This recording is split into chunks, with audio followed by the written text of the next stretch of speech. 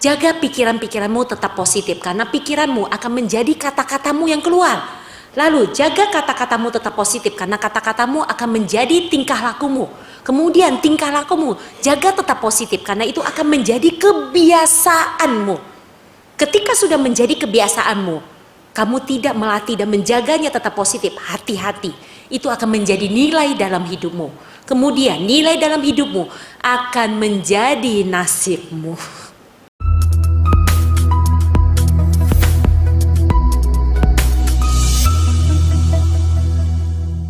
Judul kita untuk berbagi pagi ini adalah The Greatest of You. Ya, mungkin ada sebabnya kenapa panitia memilih ini. Panitia dan Anda semua pasti percaya, kita semua bahkan di antara kita ada merasa kita itu sudah menjadi yang terbaik dari diri kita. Tapi atau bahkan ada yang mau menjadi yang terbaik dari dirinya. Betul ya? Nah, tapi apakah iya dan bagaimana caranya? Atau apakah perlu? Mengapa harus begitu? Coba sama-sama kita berbagi. Boleh ya? Oke, menjadi yang terbaik dari dirimu. Ya, sebelum kita mulai, Anda tahu nggak sih siapa diri Anda dulu? Kenal nggak? Bingung, nggak kenal ya sama dirinya ya. Serius saya tanya, kenal nggak sama diri Anda? Tahu dong nama Anda siapa? Pasti, ya kan? Tapi tahu nggak kelemahan dan kelebihan Anda? Bingung. Sebentar. Saya yang salah apa seperti ini? Sebentar. Di sini berarti umurnya itu sudah di atas puluhan ya kalau boleh dibilang ya. Gak ada yang masih di bawah 10 dong. Kalau di bawah 10 tempatnya di atas betul ya. Oke, good. Kalau gitu selama sudah puluhan ini, puluhan awal atau puluhan akhir terserah deh. Tentunya kurang lebih sudah kenal dirinya dong. Kelebihan dan kekurangannya. Nah, kalau yang belum kenal juga nggak apa-apa, karena jujur, saya waktu sebelum saya kenal Dhamma juga saya belum banyak mengenal diri saya. Saya hanya taunya saya itu orangnya ya nggak tahu malu, termasuk salah satunya. Ya itu yang membuat saya mungkin berani untuk sharing di depan. Lalu saya orangnya cukup keras, egois dan sebagainya. Tapi banyak hal yang tidak saya tahu dari diri saya. Sama seperti teman-teman, mungkin Anda tahu kurang lebih diri Anda apa. Tapi untuk lebih bisa meningkatkan diri Anda, untuk bisa meningkatkan potensi terbaik dari diri Anda harus tahu ini dulu, harus kenal dulu diri Anda. Kalau Anda nggak kenal, bagaimana Anda mau meningkatkan diri? Betul nggak? Bagaimana Anda mau menjadi yang terbaik dari diri Anda? Anda sendiri nggak ngerti Anda bagusnya apa, Anda kurangnya apa. Dengan Anda tahu Anda kurangnya apa, Anda bisa perbaiki, Anda bisa tingkatkan. Dengan Anda tahu Anda bagusnya apa, passionnya Anda apa, sukanya Anda apa, di situ Anda bisa makin maksimal. Setuju nggak? So, harus kenal dulu ya. Kalaupun nggak tahu nggak apa-apa, coba tanya orang lain. Menurut kamu saya itu bagusnya apa sih? Saya itu kurangnya apa sih? Coba ya, kalau misalnya bila perlu lagi coba gali, diliskan. Saya kekurangannya apa, saya kelebihannya apa. Supaya Anda lebih kenal diri Anda. Dengan lebih kenal, otomatis Anda bisa lebih meningkatkan diri Anda untuk menjadi versi terbaik dari diri Anda. Setuju ya? Ya, teman-teman kita semua berbeda. Gak ada yang sama, betul ya? Bahkan yang terlahir kembar pun berbeda, betul ya? Ibaratnya kita adalah benih-benih seperti ini. Jagung, benih padi, benih apapun itu. Kita semua adalah benih, terlahir ke dunia ini kita semua adalah benih. Walaupun benihnya sama, kalau ditanam, hasilnya sama nggak? Belum tentu. Apa yang bikin berbeda? Apa yang membuat berbeda? Proses, betul. Tergantung dia ditanam di mana juga, wadahnya di mana, tergantung si benih ini di tempatnya bagaimana, kelembabannya bagaimana, cahaya bagaimana, semua tergantung. Proses juga, betul ya? Ya, tergantung kita. Sekarang kita sudah berada di dalam Buddha Dhamma Sangha. Itu suatu hal yang baik, kondisi yang baik. Seperti benih, kita sudah di dalam tanah yang subur. Suatu keuntungan buat kita. Nah, kita bisa memanfaatkan lagi untuk bisa datang ke wihara, untuk bisa berbuat kebaikan, untuk bisa mendengar sharing seperti ini. Itu juga kebaikan nggak? Kondisi nggak? Kondisi. Kalau kita nggak memaksakan diri kita untuk mengkondisikan hal begitu, bisa nggak? Nggak. So saya mau tanya, menurut Anda, tadi Anda setuju nggak setuju ya? Menurut Anda, apakah Anda luar biasa? Apakah Anda great? Keren? Setuju? Ya, betul ya, setuju. Keren. Yang enggak pun nggak apa-apa. Tapi percaya nggak Anda luar biasa? Mau tahu nggak Anda luar biasa? Anda luar biasa teman-teman. Anda sadar atau tidak sadar? Bayangkan ini hari apa? Minggu. Cuacanya adem ayem, betul ya? Enaknya ngapain? Tidur, setuju. Saya juga. Kita mau bangun tuh rasanya, aduh, gravitasi bumi berat sekali, betul ya? Pengen rasanya ditarik ke bantal guling kita lagi yang empuk dan enak gitu, betul ya? Tapi lihat, luar biasanya Anda tahu ini hari Minggu, ini kesempatan Anda untuk berbuat baik. Tidak untuk siapa-siapa, tapi untuk diri Anda sendiri. Setuju? So Anda memaksakan diri, tetap datang apapun alasannya. Mau Anda terpaksa ke sini, mau dipaksa, yang anak-anak atau apapun, mau dipaksa, mau diapain, terserah. Tapi Anda sudah berhasil sampai ke wihara. Dan Anda saat ini juga Anda berhasil menanam tabungan baik, karma baik, tidak untuk siapa-siapa tapi untuk diri sendiri. So, bila Anda setuju, Anda luar biasa. Boleh berikan apresiasi untuk diri Anda. Ya, selamat. Anda sudah berhasil melakukan kebajikan. Apapun itu, walaupun Anda dipaksa dan terpaksa. Oke? Nah, so, itu tadi proses bertumbuh. Inilah yang membuat setiap benih itu, setiap bibit itu berbeda. Sama seperti kita. Kita boleh terlahir dengan orang tua yang sama. Kita boleh terlahir di kondisi yang sama. Mau semiskin apapun, mau sekaya apapun, bisa. Betul? Itu takdir, kita nggak bisa rubah. Ya. Mau tahu nggak bedanya takdir sama nasib? Atau sama takdir sama nasib? Bingung ya? Bagus, jadi saya punya kesempatan untuk berbagi. Takdir itu konon katanya tidak bisa dirubah. Jadi kita sudah terlahir seperti apa, dalam wujud bagaimana, mau mukanya bagus gak bagus, mau tubuhnya bagus gak bagus, apapun itu, mau dalam keluarga seperti apa, orang tua seperti apa, itu kita sudah tidak bisa rubah. Itu takdir katanya. So, apa bedanya sama nasib? Nasib bisa dirubah, keren banget, betul. Nasib bisa dirubah, tergantung apa yang kita lakukan dan kita pilih untuk lakukan sejak saat ini. Nasib kita bisa rubah. Seperti tadi Mr. Nick, terlahir sebagai orang yang tidak punya tangan, tidak punya kaki. Takdir nggak? Bisa dia nggak dirubah? Nggak mau, saya mau masuk lagi ke rahim. Saya nggak mau terlahir seperti ini. Saya protes. Tuhan nggak adil, Tuhan nggak maha kuasa, Tuhan nggak sayang sama saya. Boleh protes? Nggak bisa. Mau protes sampai muntah darah pun gak bisa. Betul ya? Setuju ya? Tapi yang bisa dia lakukan adalah merubah nasibnya, memperjuangkan nasibnya, hingga akhirnya sekarang dia bisa sukses. Dia bahkan bisa menjadi motivator terkenal. Bayangkan, bukunya dijual banyak sekali, betul? Dan bahkan dia punya keluarga, istrinya cantik banget, anaknya 4, boleh searching deh. Gak usah tanya, gak usah bingung kenapa bisa ya, pokoknya terjadi. Ya, buktinya dia bisa main selancar, bisa golf, bisa mancing itu butuh tangan ya, gimana caranya saya nggak tahu deh ya. Pokoknya intinya tadi dia bilang, saya menyukai hidup saya bahagia. Kok bisa? Padahal kita kalau dengan kondisi normal begini, kita terlahir, kita nggak punya uang aja kita stres ya. Apalagi dia nggak punya tangan, nggak punya kaki, bisa happy. Itu nasib bisa diperjuangkan, nasib bisa dirubah, tergantung Anda. Tidak tergantung siapa-siapa. Tergantung siapa? Diri kita sendiri ya. Oke. Nah ini, saya suka banget film ini. Film, pernah nonton ya? Saya nonton 3 kali. Bisa nonton lagi, saya nonton lagi terus, bener. Ini bagus banget. The Greatest Showman. Di sini itu menjelaskan kehidupan manusia itu yang berbeda-beda, betul ya? Bahkan di sini dijelaskan apa? Orang yang terlahir dengan kondisi yang bahkan sepertinya nggak normal. Sepertinya mereka adalah orang-orang terpinggirkan, orang-orang yang sepertinya yang dianggap aneh, dianggap nggak mampu, dianggap nggak hebat, dianggap nggak bisa. Tapi mereka menunjukkan dari dirinya sendiri, setiap manusia, setiap benih itu sebenarnya sudah luar biasa. Tinggal Anda mau nggak menunjukkan yang terbaik dari dalam diri Anda. Bahkan seorang wanita yang seperti ini pun yang lahir dengan kondisi berewokan, tapi memiliki suara indah, betul? Nah, namun karena dia takut akan diri dia, akhirnya dia sembunyi. Makanya potensi dirinya, kehebatan dirinya, keluar biasaan dirinya tidak terlihat, terkubur bersama pikiran ketakutannya. Oke? Nah, kita sambil lanjut bahas bagaimana sih caranya biar bertumbuh tadi, proses tadi. Pertama kita harus belajar, ya. Lalu kemudian belajar itu seperti ini juga termasuk belajar, sharing, ya, untuk meningkatkan kesadaran kita.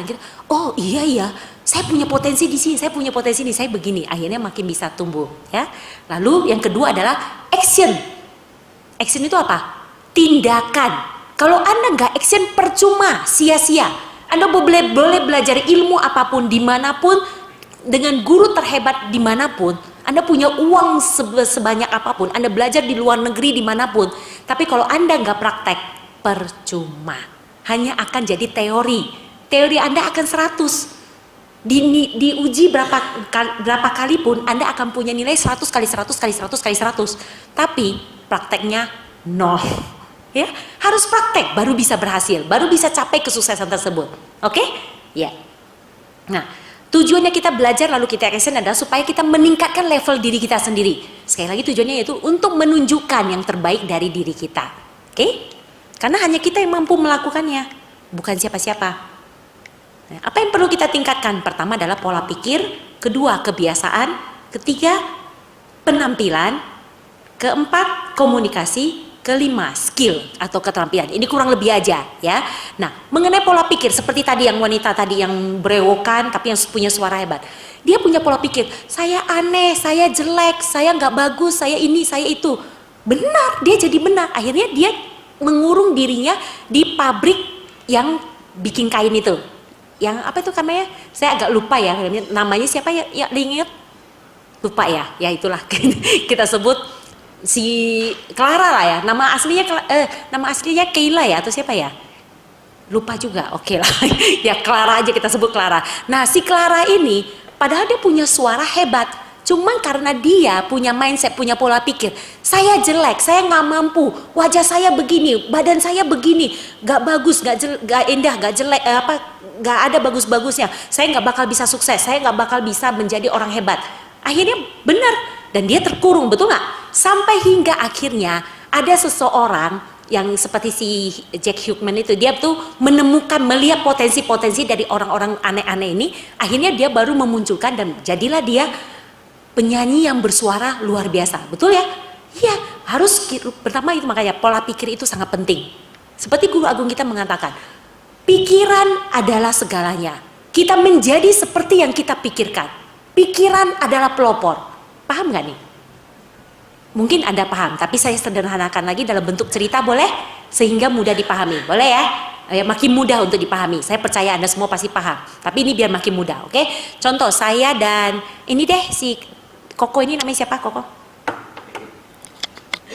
Kevin? Devin. Betul ya? Oh Devin, oke. Maafkan Cici ya, umur 40-an memang telinga agak begitu.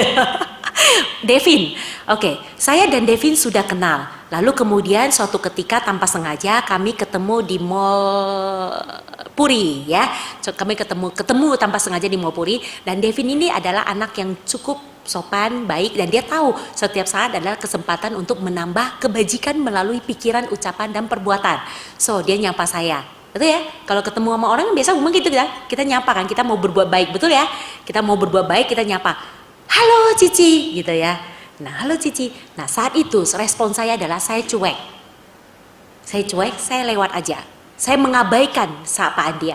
Saya tanya, saat itu Devin atau siapapun Anda yang mengalami situasi demikian, mungkin pernah, betul? Apa yang ada di pikiran Anda? Ada dua kondisi pikiran, pikiran positif, pikiran negatif. Kita lihat contoh pikiran negatif. Coba Devin. Dengan kejadian itu,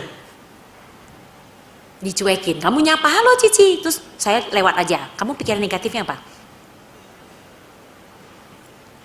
Yang lain boleh bantu? Sombong banget, betul. Coba cek, ketika Anda muncul pikiran sombong banget, cek perasaan Anda. Ada rasa tenang? Ada rasa pengen doain saya yang baik-baik? Loh kan katanya setiap saat kesempatan berbuat baik. Kok enggak? Sudah ketutupan, betul? Pikiran negatif menghasilkan perasaan negatif. Oke, perasaan negatif akan menghasilkan kembali pikiran, ucapan, perbuatan negatif. Setelah itu bisa muncul lagi lewat pikiran. Cici, katanya Cici itu pembicara, katanya Cici itu dharma duta. Kok begitu sih sikapnya? Sombong banget. Bisa? Setelah itu cek lagi melalui perasaannya. Makin kesel, makin gede kesel ya. Makin besar tuh, makin marah, makin merasa dicuekin, makin merasa nggak dihargai. Yes, di sini kondisi ini mungkin nggak doain saya lagi. Tambah nggak mungkin, betul? Tambah nggak mungkin, sudah tambah batinnya tambah kacau, tambah batinnya tambah keruh oleh pikiran negatif tersebut. Akhirnya bisa muncul lagi lewat pikiran. Kalau ketemu saya nggak bakal. Kok bisa sama? Tuh, pikiran adalah pelopor. Kita menjadi seperti yang kita pikirkan. Ketika pikiran kita yang tidak terlatih, loncatnya langsung ke arah negatif, kita akan merasakan hal-hal negatif. Ketika merasakan hal negatif, akan muncul kembali melalui pikiran, ucapan, perbuatan, hasilnya semua adalah negatif. Pikiran adalah pelopor. Kita menjadi seperti yang kita pikirkan. Sekarang kembali saya tanya, untuk situasi, untuk kasus kejadian yang sama, sebenarnya bisa nggak sih punya pikiran positif? Hah? Oh bisa juga, betul, betul. Apa contohnya? Jadi netral ya, biasa saya gitu netral, mungkin juga dia nggak perhatiin. Great, mungkin dia nggak perhatiin. Sekarang cek, ketika muncul pikiran positif, coba cek perasaannya. Ada kesel? Ada marah? Bisa nggak? Mungkin nggak dalam perasaan positif begini mendoakan saya. Semoga Cici bahagia, semoga kita bisa ketemu. Bisa? Good, itu pikiran ada pelopor. Kita menjadi seperti yang kita pikirkan. Ketika pikiran kita seketika, apalagi kita sudah latihan seperti Cici, luar biasa. Saya biasa kalau ngadapin begitu saya sudah cuek dulu. Berarti artinya apa? Saya tenangkan diri dulu, betul ya? Karena kenapa? Pikirannya kita latih. Ketika kita sudah latih pikiran kita untuk situasi apapun yang nggak enak, kita bisa mampu untuk stop dulu. Lalu kita munculkan pikiran positif. Ketika muncul pikiran positif, kita akan merasakan hal-hal positif. Kenyamanan, rasa tenang. Dan ketika muncul rasa-rasa positif, kita akan melakukan kembali melalui pikiran, ucapan, perbuatan. Hasilnya semua positif. Pikiran adalah pelopor. Kita menjadi seperti yang kita pikirkan. Hati-hati ya. Makanya Guru Agung kita bilang apa? Latih sati. Apa sati? Kesadaran. Betul? Kalau ada orang bilang sama saya, Nancy, kamu latih dong rajin. Berarti saya males, betul? Iya dong. Kalau dibilang Nancy, latih rajin, artinya Nancy males, betul ya? Nah, kalau kita dibilang sama Guru Agung, latih sati, latih fokus, latih perhatian, apa artinya? Apakah berarti saya nggak sadar? Mau protes? Boleh kok. Di agama Buddha itu luar biasa. Hanya di Dhamma kita diajarkan Anda tidak perlu percaya begitu saja kepada saya. Anda harus ehipasiko. Apa ehipasiko? Anda harus datang, Anda harus lihat dan Anda harus buktikan sendiri. Dhamma begitu indahnya, mengundang untuk dibuktikan. Mau bukti, Anda nggak sadar. Anda mulai bilang, enggak Guru Agung, saya mau protes. Saya sadar kok. Saya sadar nama saya siapa. Saya sadar ini hari Minggu. Saya sadar saya tadi pagi males mau datang tapi saya paksa. Saya sadar banget semuanya. Boleh, betul ya? Mau bukti nggak Anda gak sadar? Kan mengundang untuk dibuktikan, betul ya? Mau nggak bukti? Ayo cepet. Tadi waktu kita gak keburu nih. Mau bukti nggak? Mau ya? Berani? Kalau ingat, untuk setiap kejadian, untuk setiap kasus, untuk setiap situasi, punya dua bentuk pikiran, pikiran positif, pikiran negatif. Kalau saya tanya, Anda mau bukti, di situ berarti ada pikiran negatif juga, takut. Waduh, gue mau diapain nih? Ya, cek, ya, betul ya. Padahal belum tentu dia apa-apain, betul nggak? Kadang kan kita udah, aduh, gue mau diapain? Aduh, ini nanti, aduh, takut resikonya, takut ini. Itu sudah muncul pikiran negatif, hasilnya ketakutan, kecemasan, kekhawatiran. Itu adalah bentuk pikiran yang kita nggak latih. Hati-hati ya. Mau bukti? Masih takut? Yes, kita skip aja lah kalau takut ya. Mau bukti nggak kalau Anda nggak sadar? Hah? Oke, sebagian besar karena mau. Oke, saya lanjut. Ya, teman-teman kan sadar kan setiap saat adalah kesempatan berbuat baik melalui pikiran, ucapan, perbuatan. Betul? Sekarang ke wihara, sudah datang ke wihara sudah bagus, berarti sudah punya kesempatan menanam karma baik, betul ya, melalui pikiran, ucapan, perbuatan. Nah sekarang Anda sudah selesai kebaktian, terus udah rapi-rapi, bersih-bersih, bahkan ada yang ngepel, wah karena kan nambah kebaikan, nambah karma baik, betul ya. Terus mau ngelap tembok, mau apapun boleh, terserah deh, pokoknya menambah terus perbuatan baiknya. tabung terus. Nah kemudian setelah selesai kebaktian, keluar dari wihara, keluar dari cetia ini, tiba-tiba keserempet motor. Ngomongnya apa? Kok ketawa? Ngomongnya apa? Kebun binatang keluar? Itulah bentuk pikiran yang tidak dilatih. Kita mau bilang kita sadar, hati-hati untuk menghadapi yang positif-positif. Kita gampang ngomong thank you, bersyukur, love, apa-apa, betul ya? Tapi coba kita kena kejadian yang gak enak, kena kejadian negatif, disitulah pikiran kita gak terlatih. Kita gampang merespon negatif, dan hasilnya kita menanam kembali karma buruk. Buat siapa? Diri sendiri. Teman-teman, abhina pacawekana, perbuatan apapun yang saya lakukan, baik ataupun buruk, itu yang akan kuwarisi. Selamat ya. Makanya perlu melatih sati.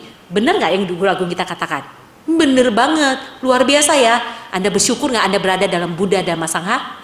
Kalau Anda bersyukur, boleh berikan apresiasi untuk diri Anda semua. Yes, itu yang membuat saya juga merasa amat bersyukur. Saya beruntung bisa ketemu ajaran Dhamma, walaupun tidak sejak kecil. Saya bersyukur banget, dari saya seorang begitu ateis sampai akhirnya saya bisa kenal Buddha Dhamma Sangha. Keren banget ajarannya. Oke? So, pola pikir itu akan menghasilkan kebiasaan. Makanya di sini seorang guru besar mengatakan, dari Mahatma Gandhi juga mengatakan, jaga pikiran-pikiranmu tetap positif, karena pikiranmu akan menjadi kata-katamu yang keluar. Lalu jaga kata-katamu tetap positif, karena kata-katamu akan menjadi tingkah lakumu. Kemudian tingkah lakumu jaga tetap positif, karena itu akan menjadi kebiasaanmu. Ketika sudah menjadi kebiasaanmu, kamu tidak melatih dan menjaganya tetap positif, hati-hati. Itu akan menjadi nilai dalam hidupmu. Kemudian nilai dalam hidupmu akan menjadi nasibmu. Ya, inilah yang disebut nasib bisa dirubah, bisa diperjuangkan. Dimulai dari mana? Coba mundur lagi ke belakang. Nasib ting ting ting apa? Apa ini? Mulai dari kata-kata yang kita keluarkan dari pikiran, ucapan. Hati-hati. Ya, pikiran adalah pelopor. Kita menjadi seperti yang kita pikirkan. Oke, belief, keyakinan ini saya sangat cepat aja. Teman-teman, skill. Anda tidak harus hebat untuk memulai, tapi Anda harus memulai untuk menjadi hebat. Kalau Anda nggak mulai, Anda nggak bisa. Anda mau nunggu ini deh, nunggu itu deh, nggak bisa. Seperti tadi si Clara tadi, yang tadi di Greatest Showman. Kalau misalnya dia masih takut, pikirannya masih nggak bisa, saya nggak mampu, saya nggak ini, saya nggak itu. Dia nggak berani melawan pikirannya. Bisa nggak dia jadi terkenal? Gak mungkin. Tapi dia mengalahkan pikiran dia sendiri, baru dia berani untuk tampil. Betul ya? Awal-awal juga pasti takut, pasti. Lihat, tidak ada siapa-siapa yang mengalahkan diri kita, yang menghalangi kita, yang melarang kita untuk menjadi yang terhebat dari diri kita. Tapi siapa? Kita sendiri, betul. Dimulai dari pikiran kita. Gak bisa, aduh nanti saya diketawain, aduh nanti ini, aduh nanti itu. Kita sendiri, hati-hati ya. Makanya penting kita harus rubah pola pikir kita dulu, mindset kita dulu, ya. Oke. Sorry. Iya. Jika kamu tidak punya keinginan untuk belajar, tidak ada seorang pun bisa membantumu. Tapi jika kamu memutuskan untuk belajar, tidak ada seorang pun bisa menghentikanmu. Mulai keputusan dengan belajar setiap harinya, tidak ada seorang pun bisa menghentikanmu. Bangun pikiran yang kuat. Kamu akan mendapatkan kehidupan yang hebat.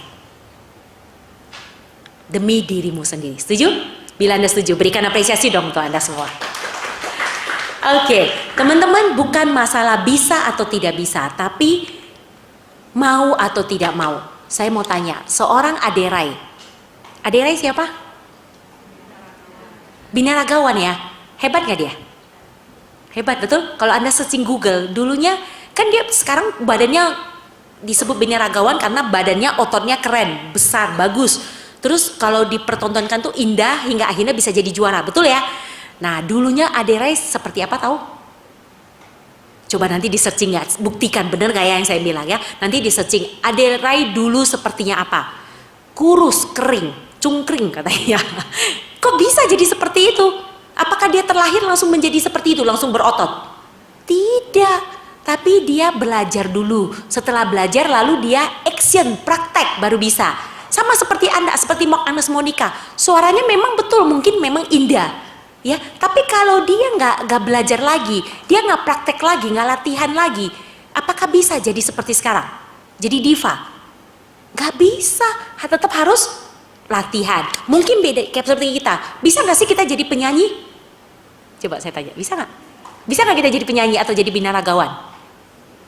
Bisa, betul. Karena Anda udah belajar tadi. Bisa sebenarnya, karena yang ngomong nggak bisa itu pikiran kita, betul nggak? Bisa. Cuma masalahnya bagus apa enggak, itu saja kan? Terus kita juga nggak tahu bagus apa enggak sampai kita bener-bener mau coba, betul nggak? Kita harus mau belajar dulu. Saya rasanya suaranya jelek banget, tapi saya mau belajar. Kita mau latihan teknik vokal, mau apa? Saya tanya, bisa nggak jadi bagus? Bisa, tapi mungkin akan berbeda sama orang yang sudah punya bakat. Dia mungkin butuh waktu cuma 2 tahun untuk makin lebih hebat. Nah kita mungkin butuh waktu 5 tahun, 10 tahun. Lebih lama. Tapi kita bukan berarti nggak bisa seperti dia, betul nggak? Bisa, masalahnya tergantung kita, mau nggak. Sama seperti belajar naik sepeda. Kalau tanya, gimana caranya biar bisa naik sepeda? Hah? Sebelum belajar harus ada apa dulu? Hah? Keseimbangan. Oke, keseimbangan berarti masuk dalam proses belajar dulu. Setuju ya? Oke, sebelum belajar ada apa? Hah? Keinginan, good, niat. Kalau nggak ada niat, nggak bisa, betul? Kita juga harus ada niat dulu. Kita harus tumbuhkan niat dalam diri kita dulu. Oh, saya sekarang kok hidupnya biasa-biasa saja ya. Saya mau nih hidup saya tuh biar lebih baik. Itu niat, aditana, tekad, betul nggak? Betul, sama seperti saya dulu. Saya mau mencari kebahagiaan, makanya saya baru bisa nemukan dhamma. Kalau enggak, saya hanya akan terombang-ambing di dalam kehidupan, di dalam luar biasanya kehidupan ini. Saya hanya akan terombang-ambing, mencrok sana, mencrok sini. Saya nggak tahu, saya nggak punya pegangan. Nah, ketika saya mau bilang saya mau menemukan kebahagiaan, akhirnya saya baru mulai mencari. Niat dulu itu pertama. Ya, betul. Setelah niat mau belajar naik sepeda, setelah naik sepeda nanti saya punya niat saya supaya bisa kemana-mana lebih gampang, supaya saya bisa kerja, supaya saya bisa ini itu, hemat ini ongkos, hemat ini. Punya niat dulu, tahu dulu. Setelah itu baru belajar, betul ya? Nah, waktu belajar dikasih tahu, naik sepeda itu gampang loh. Naik ke sadel, pegang stang, lalu goes. Gampang nggak? Gampang, 3 step. Coba naik. Langsung sukses? Enggak. Kenapa? Jatuh, betul ya? Jatuh. Terus pertanyaan saya, gimana caranya biar sukses naik sepeda? Belajar lagi, naik lagi kan? Berarti actionnya dong, bukan belajarnya lagi. Kalau belajar lagi dikasih tahu lagi, naik ke sadel, pegang stang, goes. Tetap itu, betul nggak? Belajarnya cuma itu, naik ke sadel, pegang stang, goes. Anda mau teori di ujian, Anda bisa dapat 100, betul ya? Ujian lagi, dapat lagi 100, tapi Anda tetap tidak sukses naik sepeda. Kenapa? Belum action, belum praktek, harus naik, betul? Nah, sudah naik lagi, goes lagi. Naik ke sadel, pegang stang, goes, coba lagi. Jatuh lagi nggak? Jatuh lagi, naik lagi dong, naik lagi. Terus goes lagi, ketubruk pohon, giginya sompel, pipinya benjol, kepalanya benjol. Terus gimana biar sukses naik sepeda? Coba lagi, naik lagi, nggak menyerah, betul? Seperti tadi Nick katakan, ketika saya jatuh berkali-kali, saya jatuh 100 kali, saya coba bangkit 100 kali lagi, saya masih punya harapan untuk sukses, betul? Saya masih punya harapan untuk bisa bangkit, betul nggak? Tapi ketika saya jatuh, lalu saya coba dan saya menyerah, disitulah kegagalan terbesar dan tidak akan bisa sukses, betul ya? Kalau Anda tadi sudah benjol kepala, giginya patah, terus nggak berani untuk naik sepeda lagi. Oh, naik sepeda ternyata menakutkan. Kata orang gampang, apanya yang gampang? Buktinya susah. Enggak, saya mungkin nggak terlahir untuk naik sepeda. Pikiran siapa? Dia sendiri, betul? Akhirnya dia nggak mau coba lagi, gagal, betul? Seketika itu juga gagal. Yang gagal siapa? Diri sendiri. Dimulai dari pikirannya sendiri, itu penting, hati-hati ya. So, ketika Anda mau menjadi yang terbaik dalam hidup Anda harus mulai bangun ini dulu, ya. Ketika Anda bangun pikiran yang kuat, baru Anda bisa mengalami yang terbaik dari dalam diri Anda. Oke? Bahkan ketika sudah bisa naik sepeda, sukses, bahkan bisa begini, betul nggak? Hal yang tidak terpikir sebelumnya, bahkan bisa begini juga. Yang penting ini, action, tindakan. Bahkan bisa keliling China dengan sepeda roda 1, betul? Kalau dipikir dari awal nggak mungkin, nggak bisa. Bisa nggak jadi penyanyi? Enggak, Deci, kayaknya suara gue jelek. Betul, tapi Tapi Anda bisa kalau Anda mau belajar dan Anda mau latihan. Masalahnya Anda kuat nggak? Mau nggak mengalami prosesnya itu? Mau nggak terus bertumbuh? Itu. Mau nggak Anda tidak menyerah dalam proses itu? Ya, kita kan kalau kita tahu nih kewihara itu bagus, menambah kebaikan, betul ya. Kita tahu itu kesempatan berbuat baik, betul ya. Nah, apalagi kita tahu kita dapat sesuatu nih, kayaknya dapat pencerahan. Oh iya nih, saya jadi tahu dalam hidup ini harus bagaimana. Terus kadang-kadang kita pengen ngajak teman kita, pengen ngajak anak, pengen ngajak saudara, pengen ngajak si itu ke si wihara. Gampang nggak? Susah, betul nggak? Kan kenapa? Karena manusia begitu dasarnya, umumnya nggak suka untuk disuruh-suruh. Jadi kita dulu harus tunjukin kita berubah lebih baik, kita makin sopan, kita makin rajin, kita makin semangat. Orang akan lihat, minggu pagi-pagi harusnya enaknya nyantai-nyantai, tidur-tiduran, santai-santai ke mall atau ngapain. Kok kamu pagi-pagi udah siap-siap, happy lagi, semangat lagi, mau ngapain? Ke wihara. Terus orang-orang bingung nggak? Apa yang lu dapat, kok kayaknya lu seneng banget, mau tahu? Pasiko. Hah? Apa Pasiko? Kamu datang, kamu lihat, kamu buktikan sendiri. Kamu penasaran nggak orang? Yes, itu caranya. Anda ajak saudara Anda ajak teman Anda ajak pasangan Anda dengan cara demikian. Maka mereka tidak akan merasa digurui, akan merasa tidak disuruh-suruh. Orang semua manusia tidak ada yang suka disuruh. Setuju ya? Makin disuruh akan makin, ngapain? Nggak usah. Lu aja begitu aja, nggak berubah-berubah. Ibaratnya begitu. Karena kenapa? Kita suruh dia, orangnya kesel, kita juga makin kesel. Akhirnya kita juga menanam karma buruk buat kita, betul nggak? Jadi lebih baik ya sudah kita sendiri tunjukkan kita yang terbaik, baru nanti mereka akan mau ikut. Setuju ya? So nanti saya juga minta teman-teman kita sama-sama juga sesi foto bareng. Saya suka di sosial media itu, saya suka untuk upload hal-hal yang berbuat baik seperti ini. Salah satunya tujuannya apa? Supaya lebih banyak orang tahu, oh di sini tuh ada wihara, ada setia. Jadi mereka yang tadinya galau atau gimana nggak tahu mau ngapain bisa ke sini. Itu kebaikan nggak? Yes, because kita jadi ikut berkontribusi. Setuju ya? Makanya teman-teman kadang-kadang ada yang suka ngomong gini. Kalau saya tuh lebih suka di Facebook, sosial media saya, Instagram saya, posting hal-hal kebajikan. Ada orang bilang, nanti dianggapnya pencitraan gini-gini. Terserah, setuju nggak Anda? Anda berbuat baik, Anda berbuat tidak baik, tetap diomongin orang nggak? Tetap, terserah. Itu urusan mereka, pikiran mereka. Mereka menanam untuk mereka sendiri. Setuju? Yang penting niat kita. Kalau niat kita memang postingnya untuk tujuan demikian, betul, kita menanam karma buruk untuk kita.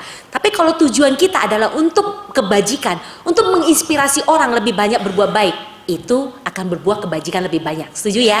Contoh, Anda ada yang posting makanan atau restoran atau tempat jalan-jalan. Banyak nggak orang yang pengen ikut? Pengen makan? Betul ya? Sama, kalau kita posting kebaikan, kita posting kita bakso segala macam, orang nanti akan lebih terinspirasi juga nggak? Yes. Nah, jadi makanya orang kalau tanya, Cici, kamu itu motivator ya? No. Saya provokator. Kalau motivator itu gampang kasih orang motivasi seminggu berapa hari semangat buat baik, betul ya?